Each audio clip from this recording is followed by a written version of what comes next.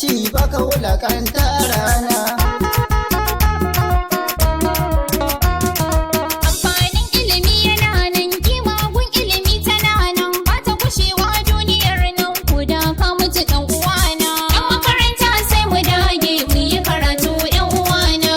Mu je gun malumanmu mu yi karatu don mu samu, mu yi fice gun yan uwanmu, motar kima za mu ɗana.